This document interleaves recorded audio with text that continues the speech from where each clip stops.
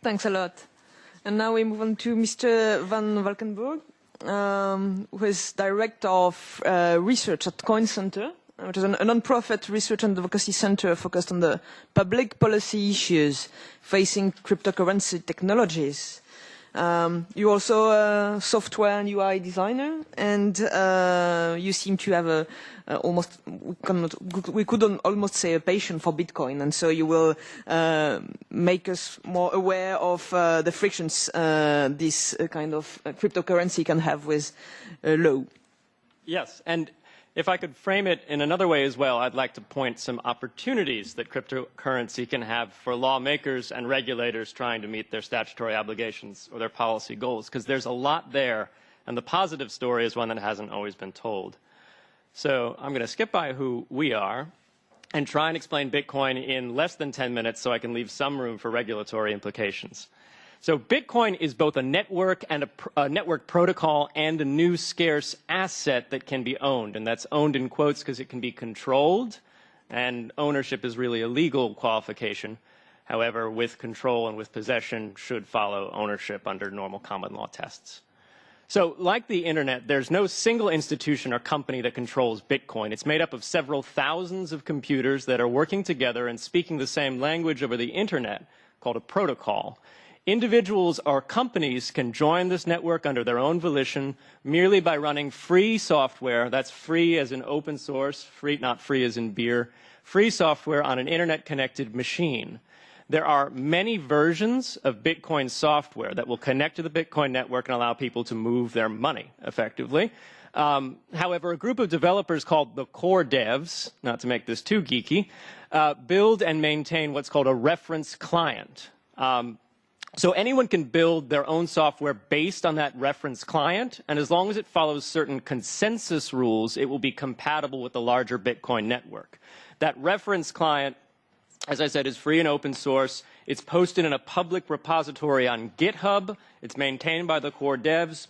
And so we were talking about Linus's law earlier, that with enough eyes in the code, all bugs are shallow.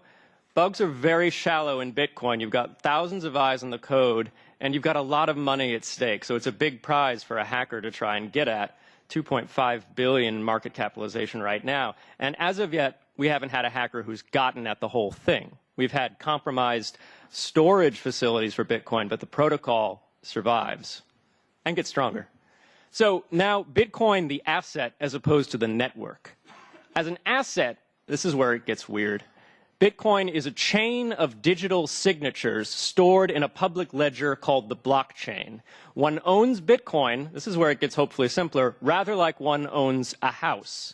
So the owner of a house, you know, it's not the person squatting necessarily. It's not the person who necessarily has keys to the door. The owner is whoever is listed on the final deed in a chain of deeds that's held by a recognized public registry.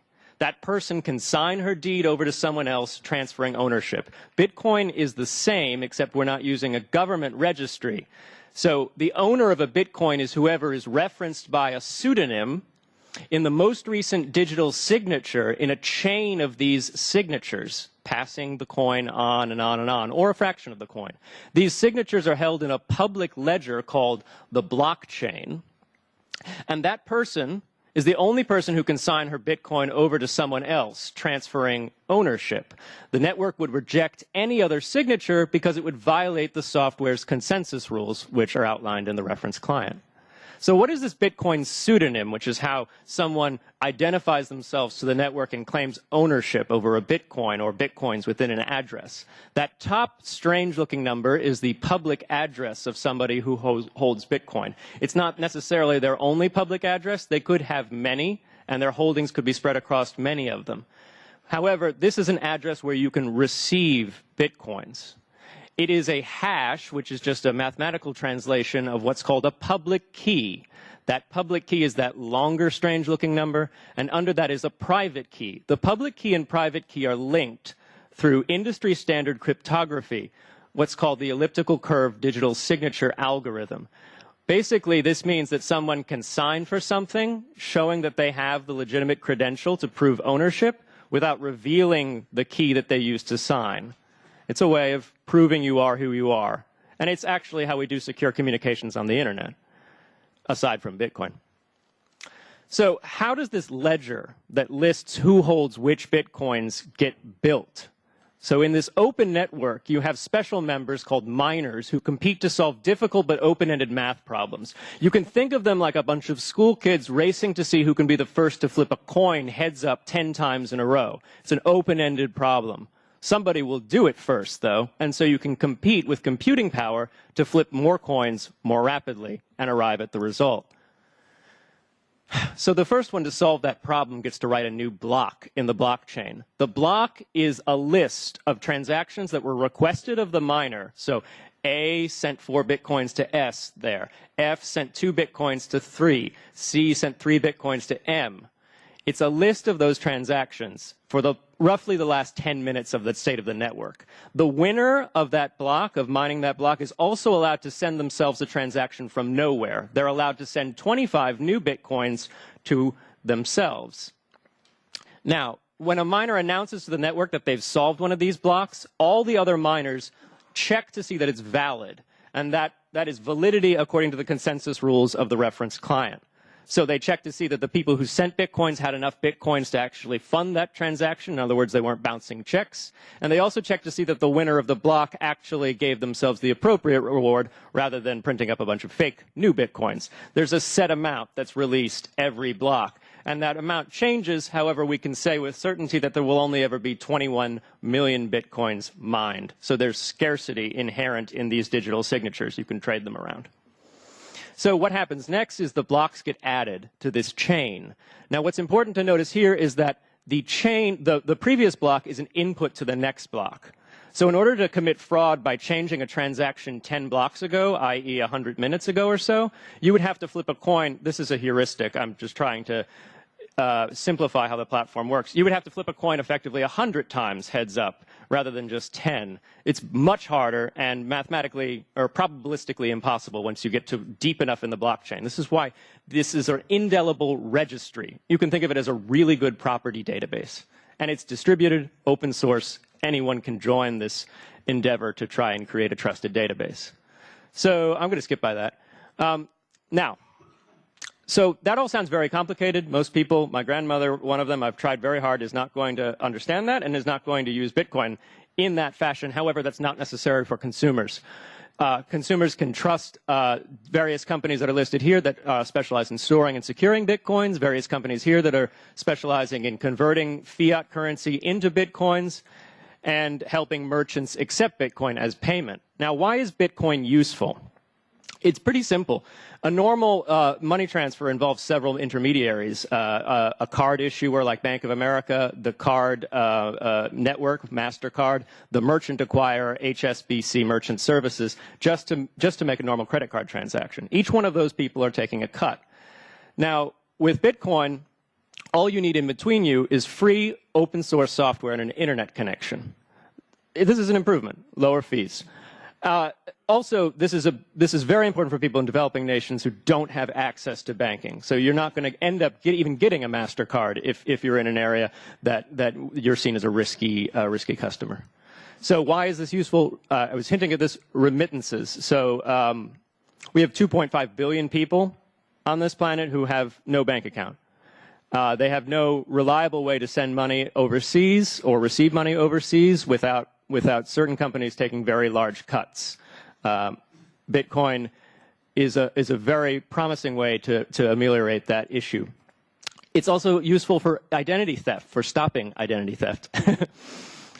So without all these intermediaries holding PII, the money is just pushed, basically, between the two parties, so you don't have all these vulnerable servers as in the Target data breach. In the US, where I'm from, we lose $25 billion to identity theft every year. That's 10 billion more than all other property crimes combined.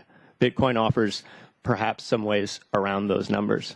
It's also useful for really cool abstract things called smart contracts, which I'm not going to have much time to get into because I've got the 1 minute. And it's useful, I'd also like to say, for tokenization. So there's been a lot of talk about owning your own data. Well, the best way to own something is to have a recognized claim against the world. And for that, you need an open registry of ownership. So we can tokenize something like data, i.e. turn your personal identifying information into a hash and put it on the blockchain and pass it around. And you could share, to quote David Birch, you could share your age with the bartender to show that you're able to drink legally, rather than sharing your name, your address, your driver's license, all those other things that are just leaky. So we've got lots of regulatory issues to talk about, but I won't have time. But we're looking at licensing, AML, KYC, consumer protection, all these things. So the big question here, which I'm going to defer to Ellie, it's Ellie, right? Yes. I'm going to defer to Ellie on, is, so Bitcoin, is it anonymous? No, not really, because all of these transactions are publicly viewable on the registry. But what does that mean? And if you're a Bitcoin business, can you still fulfill your record-keeping obligations when you're dealing primarily with these pseudonyms in these transactions? Thank you so much.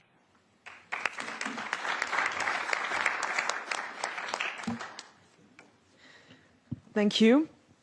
And now comes our final speaker, Mrs. Andrew Lackey. And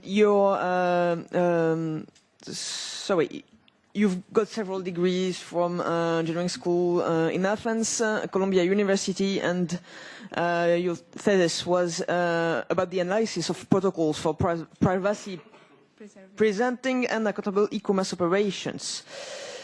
And now you're in IBM Research, and you're researcher in cloud and storage security group. And now your current research involves modern payment systems, so we will hear you about privacy and security of cryptocurrency transactions. Thank you very much for the introduction and the invitation. So my talk will be mostly on the technical aspect of cryptocurrencies, and in particular I will try to describe and give an overview of some security and privacy concerns that are related to payments within those cryptocurrencies. So cryptocurrencies have two main properties that are important from a security and privacy perspective. So one thing is that the payments within them are pseudonymous, or as Peter described before. And the second thing that is important from a security aspect, that the transaction and payment processing is completely decentralized. So there is a set of peers, a set of users who will collaboratively confirm or no transactions, as opposed to conventional banking systems where we have a single bank processing our transactions. So in this talk, I will focus on Bitcoin, as it's the parent of most cryptocurrencies, and the security and privacy concerns of Bitcoin essentially have been inherited to most of those cryptocurrencies. So I'm not going to go over the details of how the Bitcoin system worked, since Peter already did that. I'm going to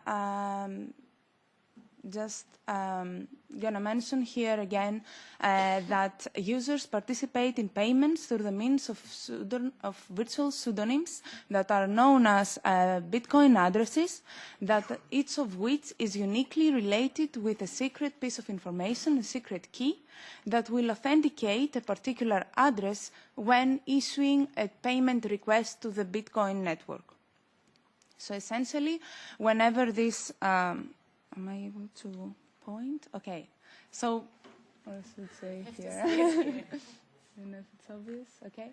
So when this particular green address mask tries to send the payments to the red one, it will essentially locate in that user's device will just construct this so-called transaction using its secret information, which through the Bitcoin network it will reads all the nodes or most of the nodes in the Bitcoin system.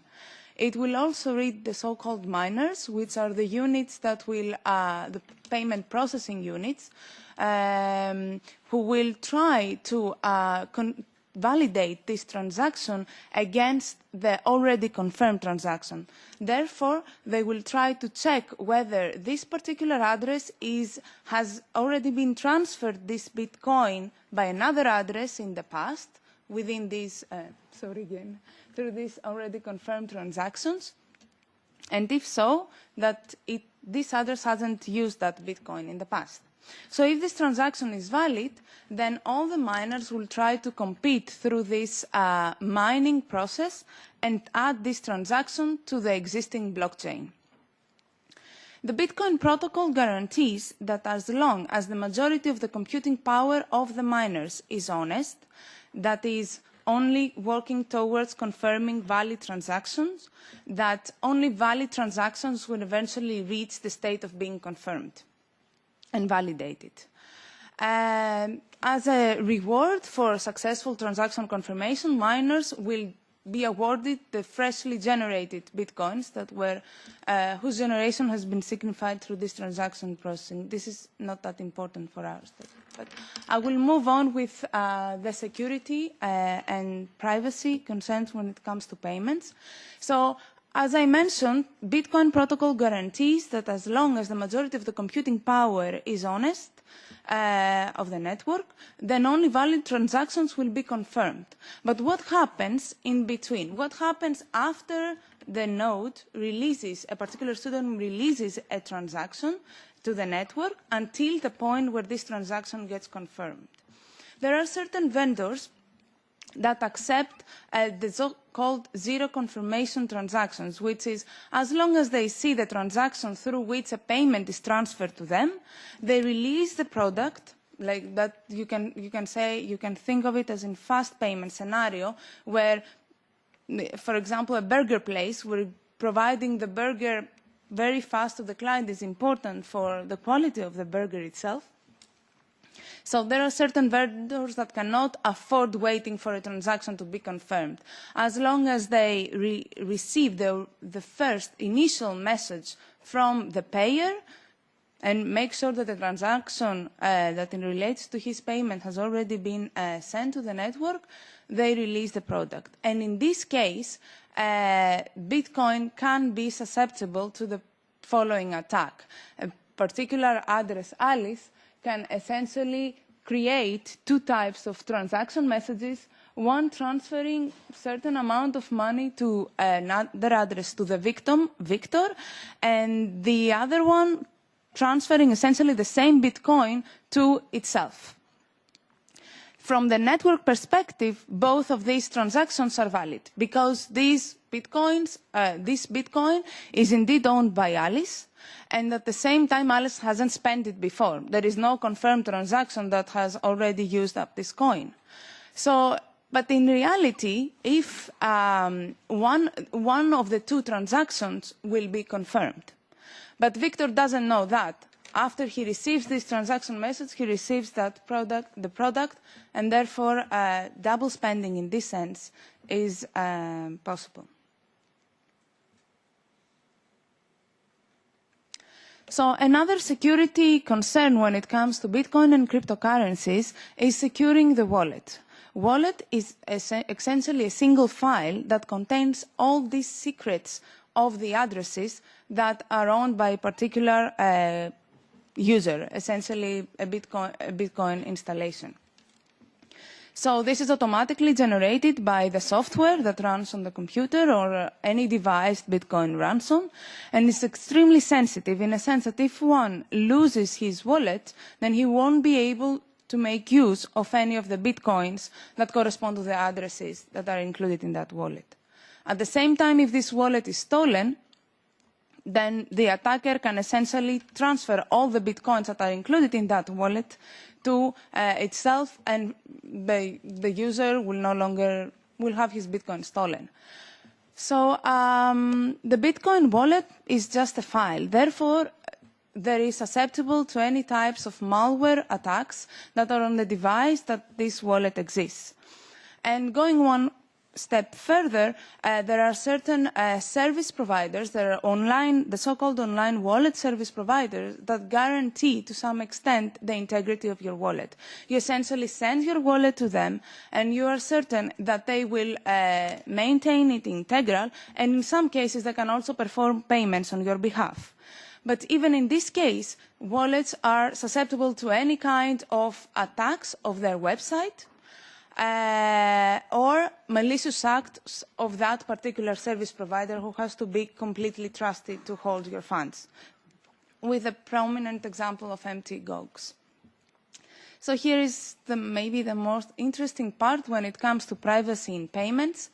The research community that, the privacy community that when it comes to privacy in payments, usually wants systems that are able to guarantee transaction anonymity, therefore one person not being able to link, or an attacker not being able to link a particular transaction to a particular identity, and transaction unlinkability, which means that two or more transactions of the same individual cannot be linked as such, so profiling is not possible. Privacy being so important has attracted the interest of the Bitcoin community. And so the main privacy mechanism in Bitcoin is the use of addresses. The Bitcoin community also recommends that the clients, the users, issue fake transactions moving funds from within the addresses of the users, such that they somehow conceal a specific transaction a particular address is involved in. The privacy attacks that the research community have come up with take advantage of several properties of the Bitcoin client, the Bitcoin network communication, and they have come up with successful results when it comes to linking addresses of the same individual together, but also linking a particular address to a particular network address. Another aspect of research directions in this field has tried to analyze the public log of transactions in Bitcoin and come up with very accurate user profiles. There have been some approaches to extend privacy, and that's my final note, that in most cases one would have to completely trust a third party to mix transactions of various users together, and while cryptographic enhancements of Bitcoin that preserve user privacy do not perform well and tend to be unusable. So thank you very much for your attention. Thank you so much, and thanks to everyone for keeping to their time. As you can see, our speakers have so much more to tell you. So I now we open the floor to questions, both virtually and here. And please, I remind you to kindly introduce yourself and tell us a little bit who you are. Yes, the gentleman over there. Hi, yes, my name is John Doyle. I work with the European Commission. I'm with DG Connect. I'm interested in asking the parliamentarians, actually, what their position is on cryptocurrencies, given that just before Christmas we had the European Banking Authority saying that consumers were not protected in the event of purchasing using cryptocurrencies, and this was supported by the central bank. So, I mean, it's all very well to talk in terms of how exciting all this is, but what's the political position in making what I personally consider to be a very exciting channel for commerce more usable by European consumers? So for once, I think I have to answer. Well, as you know, the European Parliament has no position yet, so could only inform you of my views. But on the because we didn't discuss it, and I would return you the question, considering that if we had to consider any kind of legislation, then we would have to rely on the Commission to issue a proposal. But indeed, this is a very interesting debate, and that's the whole point of the exchange here. We have a strong position now for an authority, a European authority in this area that we will have to take into consideration. But as I'm only a member, I cannot preempt the Parliament's position. I don't know if there are other members in the audience who want to add some word, but consumer protection is an issue. We will have plenty of occasions to, but not the only. We will have many concerns with cryptocurrencies, such as laundering, such as transparency and accountability. So, of course, and security, safety, consumer protections this is a very wide area, and that's the whole point here to discuss it. So I won't be more specific for the moment, but maybe the Commission has a position. I look forward to being invited by you to make a proposal. That would be fun. Okay, that's very interesting. Yes, question. Shaun Jones. I'm founder of the European Digital Currency and Blockchain Technology Forum. If I may just sort of add one item of information to answer the previous question, there have the European Banking Authority's warning came out a little over a year ago and was followed up by a extensive 70-page what amounted to a risk assessment that was issued in the summer of last year. There have been questions asked in this, written questions asked in the last 2 months or so, 2 or 3 months in the Parliament, one of which so far has been answered. The answer was published at the end of November.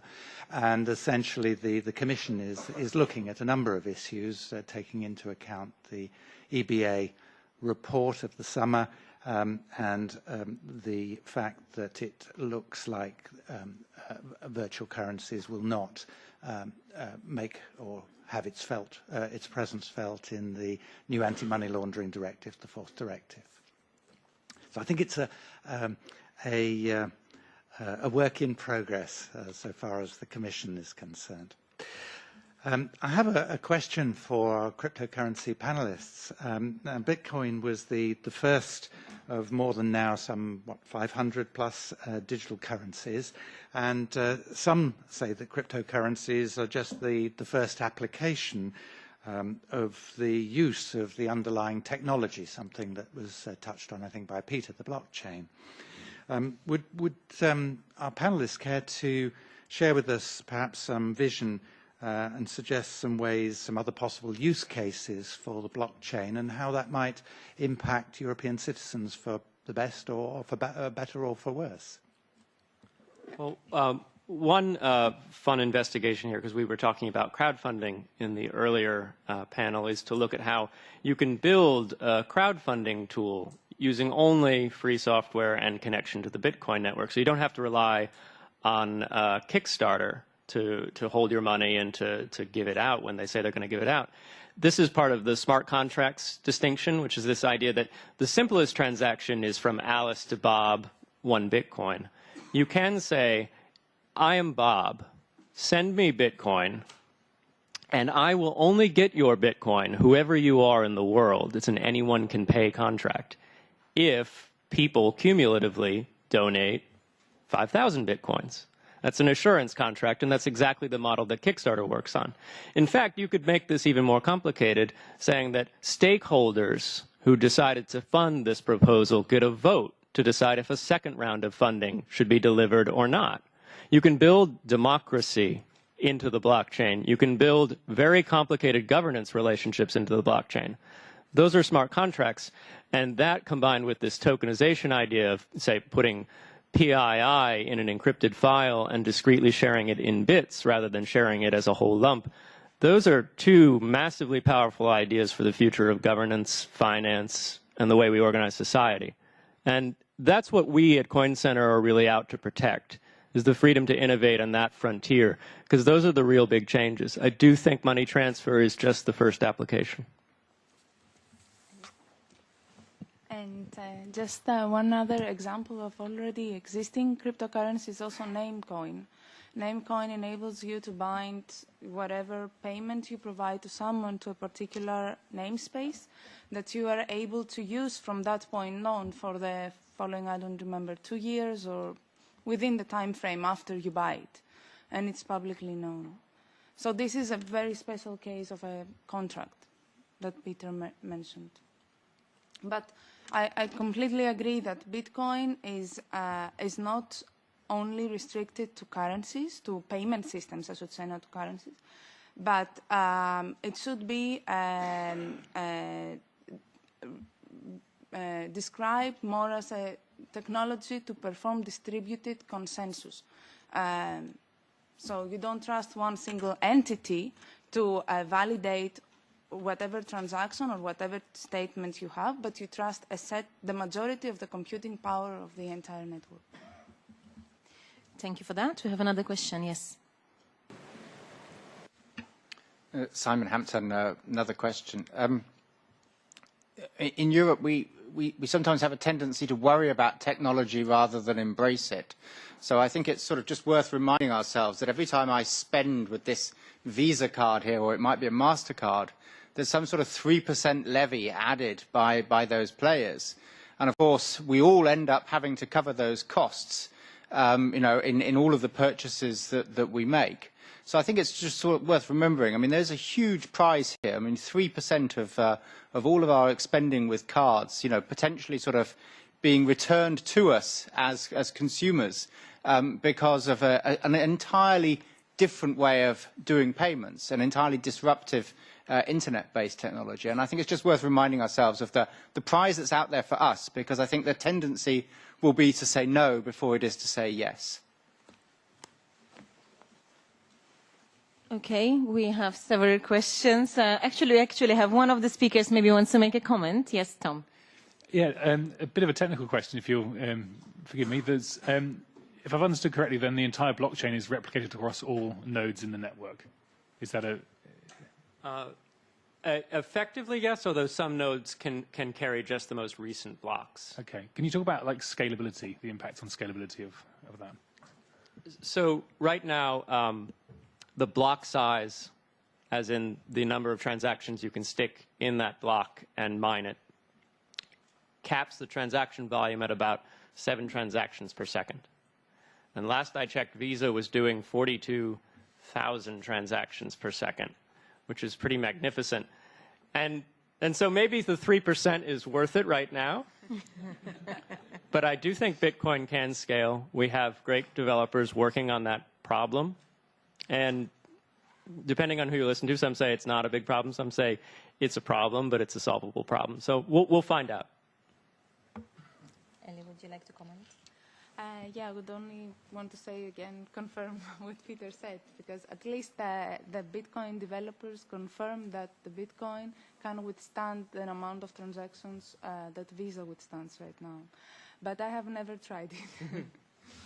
Also, one thing, that those numbers indicate that this is a nascent technology that bears experimentation and that is perhaps not a massive threat to any central bank out there at the moment, or to a regulator who's deeply concerned about consumer protection in a world where prepaid cards can wreak much greater havoc.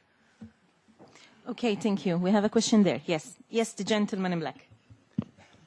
Hello, my name is Didier Cornell, co-chair of HILS, Healthy Life Extension Society. My question is to Dr. Beverly Rebecca. You spoke about 3D printing, and you spoke also briefly about regenerative medicine. In our countries, especially where the population is aging, it's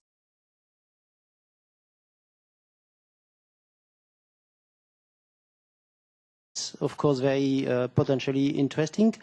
But as far as I know, in research and investment in these fields are mostly made by private companies. Don't you think that there is a lack of research and a lack of investment of public enterprises and and at least here at the European level for these fields?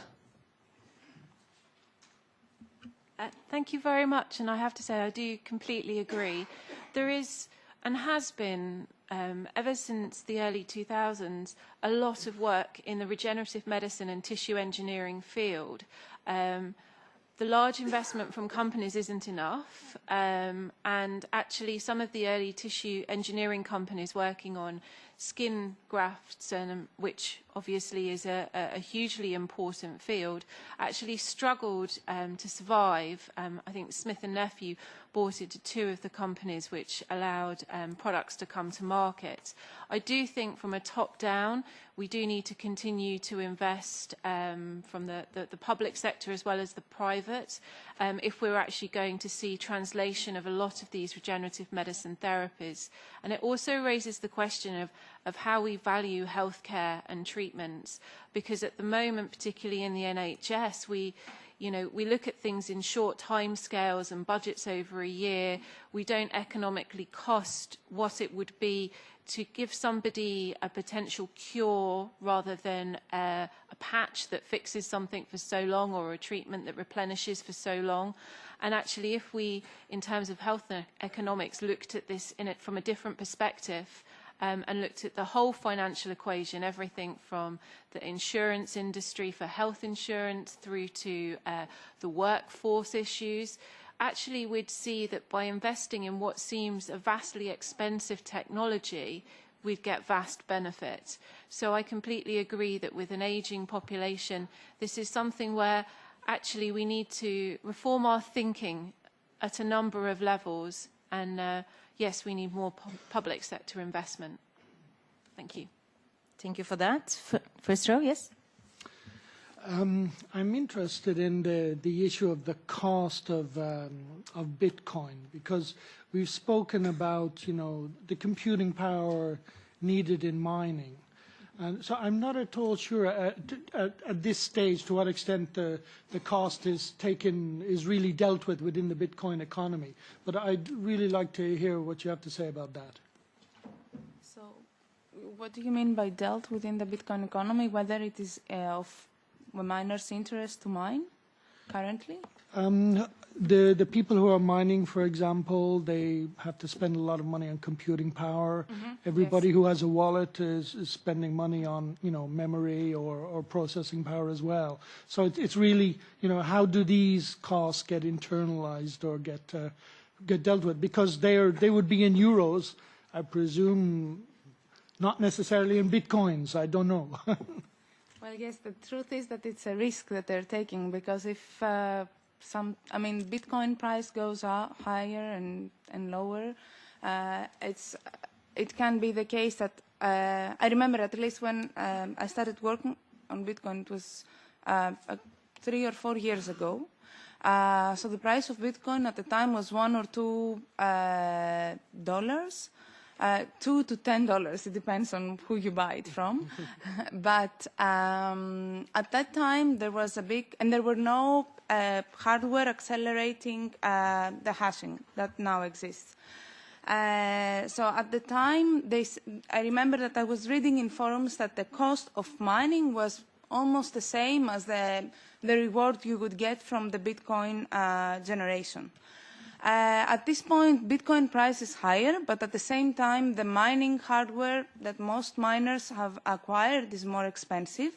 So I would say that it can be a little bit profitable, but not that much, and it's at the same time depends on the price that the Bitcoin will gain, which is parameters one cannot affect. The Bitcoin system itself does not have control on. However, there have been some attempts, because currently the proof of work that is done is useless computation, in the sense that you do pure hashing. Nobody profits from this apart from the Bitcoin miners. So there have been some attempts to convert or somehow perform this proof of work while at the same time doing something useful for the community. So Primecoin is an example of this, where instead of having the Bitcoin proof of work, the miners try to find some prime numbers that satisfy certain conditions. And there is some work where users, miners, instead of doing the mining process of Bitcoin, try to provide proofs that they have stored some content. In the case, for example, in cases where they are paid to store content on users' behalf, like Dropbox, etc., they can prove to the rest of the world that they indeed have spent the storage capacity to store this content. So there are research, at least, attempts towards this direction, making the proof of work more useful, so that maybe perhaps the miners can profit from other sources apart from the pure Bitcoins that they receive. Okay, thank you. Yes, Mr. Zier. Yeah, just to follow up on the Bitcoin issue, I was, maybe it was implicit in what you said, but I didn't get it really well, about the amount of Bitcoin existing. How was change managed? Because I guess that to create Bitcoin, you have to buy it and exchange it. And also there is money creation through through paying for common interest tasks performed by miners. How is money creation and management of the amount of Bitcoin in circulation managed? Is it managed? If yes, by whom? In with which purpose? Because money creation, change, well, it can be a politic and issue, and we've been a few examples quite recently that, well, this is a politic issue. So how is it dealt with? And you briefly mentioned regulatory issues, and I would like to hear more about it. What you see as issues that, as policymakers, we should be aware of. And I would like, if you agree, a focus on laundering. I'll take the first question, which was. Sorry, remind me of the first question. Money creation. Exactly. Yes. I was going to say, there's no quantitative easing in Bitcoin.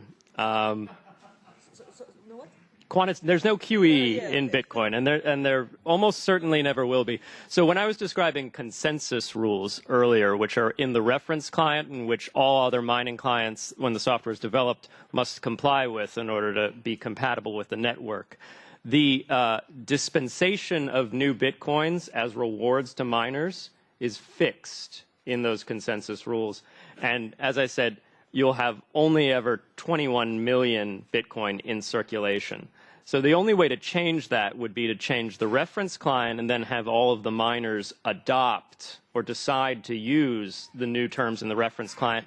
There's a lot of inertia in the network and resistance to major changes like that, and I don't think you would see it. So you can think of Bitcoin less like a money, a currency that can be used to achieve, price stability or things like this, and more like a commodity asset. There's only ever going to be so much gold mined out of the earth, at least, at reasonable cost. There's only going to be so much Bitcoin mined out of the network at reasonable cost. Yeah, the other one had to do, I think, with legal issues and. Legal issues. Yeah, I think as I'm here from the technical to give more technical details of the issue, I think I would rather. I'm not an expert on this topic, so I can. So the question's anti-money laundering, primarily policy issue. So Bitcoin businesses in all countries that have regulation of money transmission or money services businesses have to perform normal KYC and AML, know your customer regulation, record keeping. And so that is a window into a pseudonymous platform. The government gets this view into transaction histories. That's very interesting. In some ways, it's more opaque because you don't always know who they're sending money to, if they're sending money not to a financial institution, but rather to a private individual with a software wallet. But what you can see is all the transactions that came from that account and do a full network analysis of that whole world. So I like to think that while it presents unique challenges from a AML KYC standpoint, it has costs and benefits for regulators. For example, you could covertly watch a number of Bitcoin addresses and gain deep insight into a network of criminal activity, as long as they don't know that you're watching them and choose to take costly steps to further anonymize their pseudonyms. And you could just see this person sending money over here, this person sending money over here. We don't know exactly who they are, but at that point we get a big picture of the network. And if we catch one of them at one choke point, say they used a credit card to buy Bitcoin on an exchange that went to one of their addresses, we might be able to draw the chain of identity throughout the whole network in a way that would be more difficult, in fact impossible often, with cash, which is a much better way to buy illegal drugs, a much better way to finance terrorism. May I also add to this that at least the research community has been found in many cases that it is possible to link a particular internet address to a Bitcoin address through the means of certain properties that the Bitcoin software provides you with. And this is, though probabilistic, it's not with probability 1, but it's rather with a high probability. So if a privacy attacker, as we call him, but rather if a person who tries to analyze the Bitcoin log and is in possession of the correspondence, the mapping between internet address and identity, user identity, then he should be able to do a lot. Okay, we had a question back there. Yes. So I will present myself. So I have studied physics and informatics, and I have two questions. One for the bio 3D printing. Do you have some information about research on 3D printing for brain tissue and nerves? Do you have some information about it? Bitcoins. If I want to see all my payments with the Bitcoins for 5 years before, how shall I do it? How do it? I need to know how can I see it and where? And secondly, the value of a Bitcoins is for me not very clear, because if I can create my Bitcoins, I will create so much that I need, and I have no value for him, you know. Then I can say, okay, with this Bitcoins I can transform it in euro or in dollar. It's no, it's no relation between virtual coins, Bitcoins, and the value of a Bitcoins and the value of real money, you know. That's. Okay, thank you. Beverly, can you take the first question? Yeah. Okay, so if I have understood the question correctly, you wanted more information on brain tissue and bioprinting. I'm afraid at the moment I don't have an example of anything that's close to clinical application in terms of brain tissue. But if you extrapolate the current protocols that are being used, there is no reason to believe that we can't look at developing models of brain tissue. I would hazard that would be more at looking at toxicology profiles in drug discovery pipelines rather than in terms of, transplantation. So looking at how drugs behave, in neural tissue would be my perspective on it. But at the moment, there are no groups that are making the headlines that I know about working on brain tissue, I'm afraid. Thank you. Can we now have the answer to how to see the transactions of 5 years before and the exchange between Bitcoins and real currencies? So one of the beautiful things about Bitcoin is that the validity of holding Bitcoins is by reference to a fully transparent public ledger. So if you knew the addresses that you were using back 5 years ago, you could find those transactions. In fact, there are very nice web tools. Blockchain.info has a great explorer where you can just look at the raw blockchain and see all the transactions that happened all the way back to the first one, which was presumably Satoshi Nakamoto, the pseudonymous inventor of Bitcoin, sending some money to his friend Hal Finney, the noted cryptographer. Goes all the way back. And then as far as the value, how it's linked to fiat value or to national currencies, it trades like a commodity. So what you find is there are exchanges where you can trade your dollars for Bitcoin or your euros for Bitcoin, and the market sets a rate, and that is just a supply and demand function. We know that supply is capped at 21 in the long term, and demand fluctuates quite wildly, and I think legitimately because of the vast range of possibilities. The future of Bitcoin could be it's replaced by a different cryptocurrency or by some other electronic money, or the future could be that everybody's transacting with Bitcoin, at which point velocity alone would shoot the value up or the demand up so high that with a constrained supply you'd have very valuable Bitcoins. So the exchange is really just a function of those unknowable variables. But I think it's still rational economic calculus. It's just a one with a big range. Also regarding on how to check your Bitcoin transactions for the past years, you can also, there are these online registries where you can have this e-wallet, online online wallets or e-wallet services that, if they still exist after 5 years, you would be able to browse, and they're not malicious in this sense, I mean it. You can still browse within your previous transactions and see the exact amount that you spent, when you spend them, and to which addresses. And regarding the exchange rates, there are a lot of exchange, Bitcoin or other cryptocurrency exchange websites.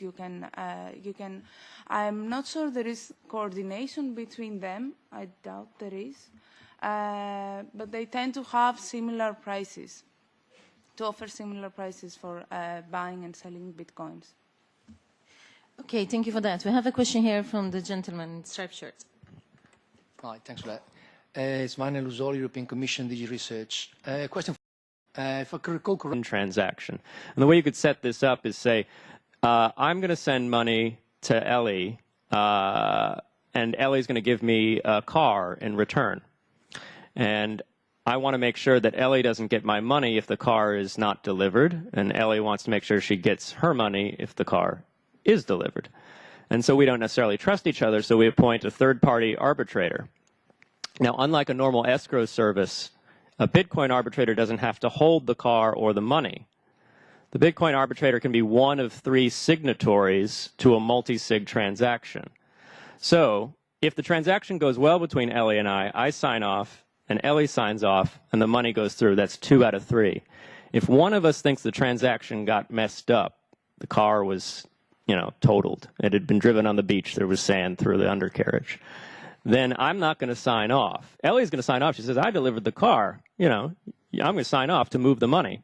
But she needs another signature. So that's when this third person can be invoked. This third person can look at the car and say, actually, Peter, the damage is not bad. This is a beautiful car. The money's going through. 2 of 3 signatures. I have the car. Ellie will get the money. Or the arbitrator can say, no, you're right. That car looks terrible. Ellie, you're not getting the money. 1 of 3 signatures, the transaction's not going through. What's amazing here is that arbitrator never holds custody of the funds, so you never have to worry about your escrow service running off with the loot. All they can do is either confirm or deny the transaction going through. It's a cool system. Okay, thank you. We have a comment from the STOA Secretariat. Yes. Yeah, I have a question for Mr. Turner. I would like to know how 3D printing is going to produce more performant objects, better engines, lighter objects, how we can actually produce new types of objects which have new property, more performant, or is it just only about producing with more customization? So to which extent 3D printing is going to actually improve our world by having more performance and maybe cheaper objects or not? Oh, it's definitely going to improve the world in the sense that what it's allowing is the ability to improve performance, reduce costs, sometimes reduce weight as well. I mean, what's going on in that aero engine is what's going to go on in automobiles and things like that, which is, because they can conceptually totally redesign, processes, they can play around with different geometries, etc., which under conventional manufacturing you could not even start sort of thinking about. And so very definitely, you can do a major redesign job. Secondly, you can test out prototypes, different approaches to a problem at speeds which are just, impossible in today's world. That if you were producing a mold or something to test out a particular component, in the past, you actually had to sort of cast the mold and all that sort of stuff. This way, you just basically design it, print it out, and that's it. And therefore, you can just basically, test out different design things. You can test them out in the course of a week or something like that. If they're doing this with aero engines, which is, design of turbine blades and things like that, then, you can do that everywhere. Okay, thank you for that. The lady in pink. Bless you. Yes, hi.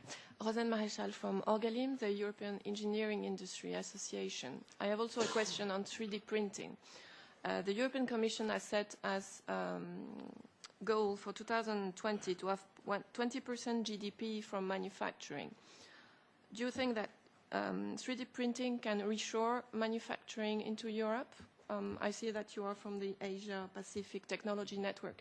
So do they see, I don't know, 3D printing as a threat to the manufacturing they have currently in Asia? Or do you think it will be equally globally used? I think that it's not going to lead to a complete reversal of the offshoring. But what will happen is, I think that there are two things. Is the customization, the fact that customization is going to become more and more important. Manufacturing is going to get closer to the end customers. Therefore, you actually have to be fast. And the logistical chains from Asia to Europe or Asia to the United States are significantly long, that they are going to be rethought as customization takes place.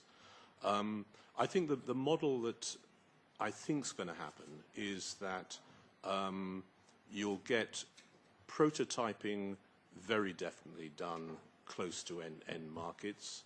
You'll get the initial sort of slow, tentative manufacturing done again close to end markets. So that'll be back in the United States and in Europe. And then maybe at that point, when it becomes totally standardized, it'll go out to Asia again. But very definitely that high value, initial part of it is going to sort of hold on here, and something will come back. We have also a comment from Frank. Yes. Just to add on this, I think one more thing, it's probably a component-based thing, that perhaps a base product will be cheaply produced in Asia, while the customized component, which is more feasible for 3D printing, will be produced here. And actually where we exactly have this is in 2D printing of books. Books used to be printed a lot in Asia. It came a lot back with self-publishing and so on, and only if a book really gets a bestseller, it goes back to traditional centralized printing. Okay, thank you. Front row, yes, and introduce yourself, please. Patrick, yes. Actually, I have so many questions, but I will just ask one. I'm Patrick Crane, and I'm part of the Across Limits team for this exercise. You mentioned the idea of developing economies and people who are excluded from the mainstream banking system having an opportunity to be part of a sophisticated, fungible type of system.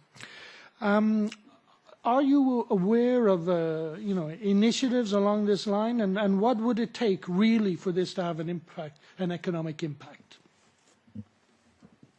I think we have to some extent, put our faith in Moore's law, that computing power will continue to increase, and therefore the computing power sufficient to run a smartphone and a Bitcoin wallet will lower in price sufficiently. You can see widespread proliferation of these devices through the developing world. And I think you're seeing that trend already. There are smartphones that can run Bitcoin that are $35. That's still a lot of money to a lot of people in the world, but that's a very good start. So I think the technological costs are one of the big impediments, and we're seeing those fall away. It's also cultural. M-Pesa is an amazing story of a currency that basically emerged from telecommunications networks in the developing world. And a lot of that had to do with what people had available and what they were able to trade, and then a network that built up, organically around that. I don't see Bitcoin as a cure-all. There are people who think that, we'll solve everything with technology. What I see it as is a tool, and it's a tool that makes certain things cheaper. So hopefully, through culture, through education, we can achieve things that we want to achieve because the technology's made it a little bit cheaper. Thank you. Question from the back, please. Yes. Hello, good afternoon. My name is Germán Esteban from Key Enabling Technologies Directorate at DG Research and Innovation. Well, more than a question, it was just I would like to add something from the previous two questions about additive manufacturing, and is because I heard that people want to know what we are doing in Europe about additive manufacturing, and I just would like to point out that indeed the European Commission gave EU funds to additive manufacturing since the first framework program in the late 80s. And then in the continuous framework programs, we gave a lot of money to additive manufacturing, especially during FP7, and now once again in Horizon 2020. We have a collaboration with a European technology platform dealing with additive manufacturing. And in our directorate, we have a lot of activities linked to AM, as we call it. I organized last June a workshop about that, and very soon the report will be publicly available. And you can consider additive manufacturing as a group of technologies that cover really a wide range of applications, from with a lot of different technologies used, including 3D printing, but also a wide range of materials, polymers and plastics, metals, living cells, and for a lot of applications from the nanoscale towards the macro scales, as we saw by 3D printing houses. So there's a lot of things already going on, and some of them, the traditional application for the prototypes in the 90s is much more than overcome now, and we are talking about real industrial production, especially in the aerospace sector, for example, and also in the medical application. So I just wanted to point that out. Thank you. Thank you very much. Ms. Rosier? I had a question regarding 3D printing. Well, what is not clear in what the presentations is, okay, we will have printers who can produce almost everything with almost any kind of material, but how is made the raw material used for printing? Where does it come from? Is it costly? And is there are there technological challenges in producing this raw material? And well, because we can imagine, I don't know, once you've got a printer and schemes to print a printer, then you can reproduce it. It's quite vertiginous. So, but the key there will be in the end the raw materials. And this we didn't get from your presentations. How is it dealt with? There's a vast variation. One design, you can have it printed out in a plastic, and it may cost you $20, $25, or something like that. If you want it printed out in titanium, it's going to cost you into six figures or something like that. And this is actually where there is clearly a great deal of work going on at the level of the printer companies. Basically working very hard at the chemistry of the various polymers and stuff like that, but also on the minerals, on the metal side, very definitely, there is a lot of very highly sort of skilled, highly intense, research intensive stuff, which is needed in aerospace and things like that. Okay, so we've come to the end. No, we still have one question. Okay, last one. If I may, Rebecca Schindler from Rand Europe. I have a question. I got a copy of the note that was handed out, the briefing note. Can you go closer to the microphone, please? Sorry, yeah. I got a copy of the legal brief aspects of 3D printing briefing that was handed out here.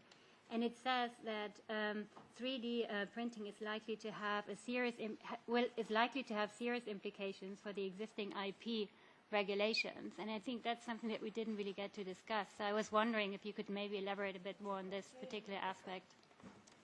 Sorry, I pushed the button, but it doesn't seem to work. Yeah, IP regulation is going to be, you know, a major problem. You have these scanners.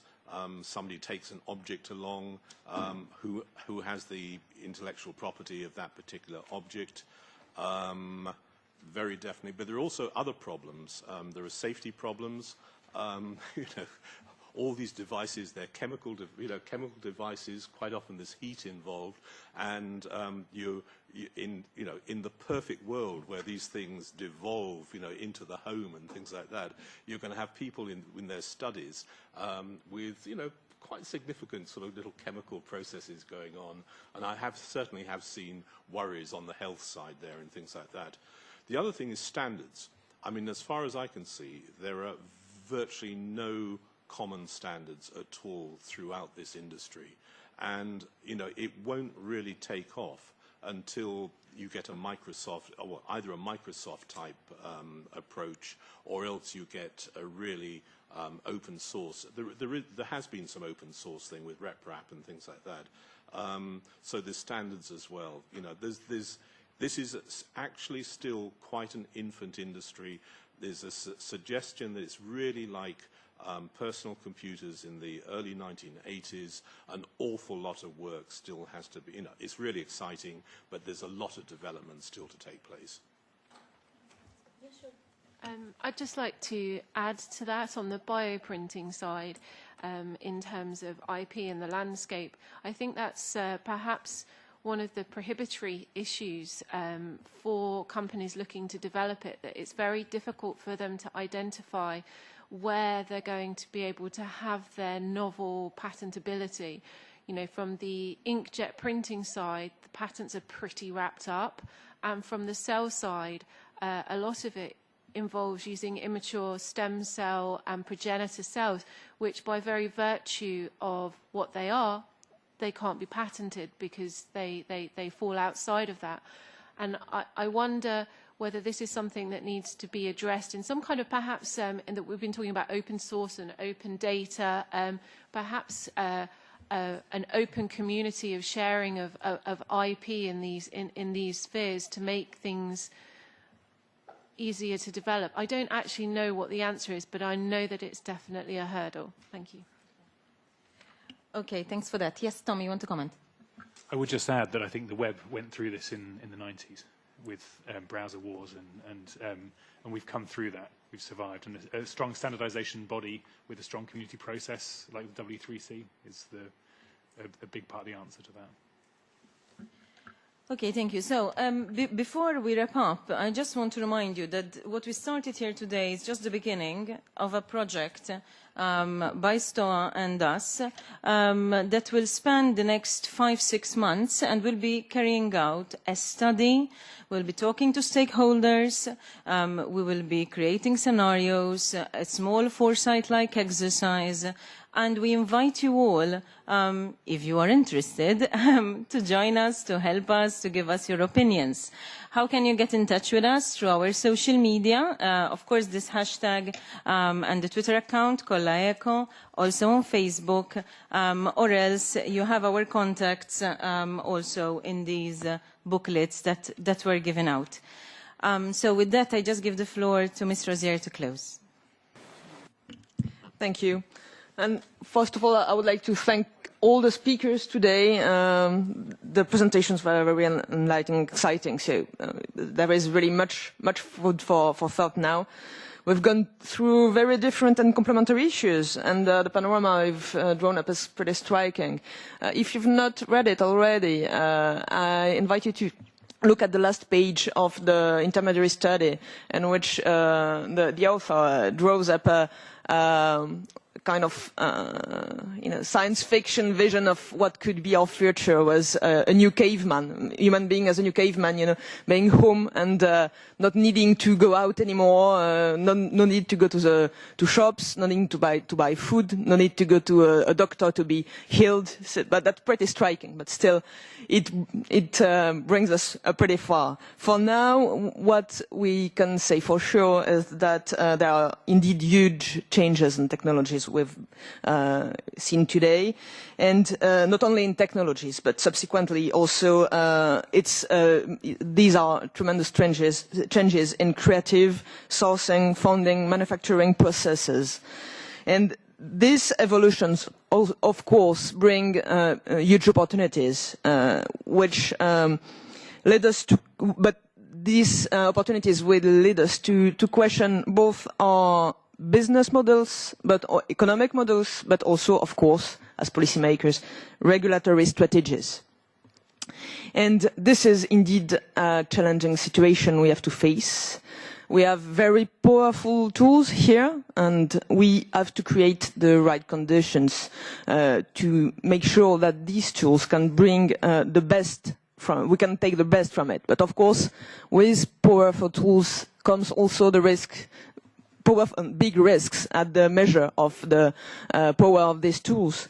And as policymakers, we have to set up some kind of rules. We cannot. It's our responsibility, and we cannot only say, "Okay, let's see what goes on, and we will see in the end, and let's the best win."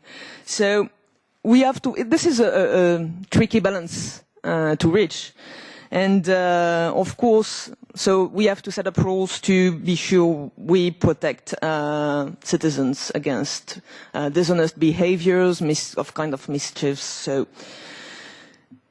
We said education is key. Indeed, it's really a big political issue. And but my thought is that we cannot only rely on it. And there are always people more vulnerable, and it's also our responsibility to protect them. If we could only rely on education, there wouldn't be consumer protection rules by now. Awareness, if it be widely spread, would be enough. But still, it isn't. And as regard accountability and responsibility, even among aware people, there will be no doubt for that disputes, trials, and I think if, as policymakers, we do not put options, need for judges to decide and lots of money for lawyers. So maybe trying to imagine a framework can be relevant. But then, once we've said that, it's true that we will have to be definitely creative in trying to imagine that, and we'll have to adapt to very new ways of thinking, acting, manufacturing, collaborating, finding funds, and everything. So this is a big work to go on, and I would like to really thank STOA and all the team of STOA and Across the Limits for the really interesting work, which is in progress. We're only halfway through. And of course, as Mrs. Giuliano said, all of us, and all of you, you're welcome to bring contributions to this work. This will be very useful for us. And also, I would like to underline the very useful character of this kind of discussion. It's always good, besides politics, to take time to consider things with a rational point of view, considering peacefully opportunities and risks, and not trying to use it as in a biased way, but trying to be as subjective as possible. And talking about being creative and innovative, why not trying, as it goes for regulation on this side, try to have maybe a kind of crowdsourcing creation of legislation. So please be free to contribute, and thanks again to all of you.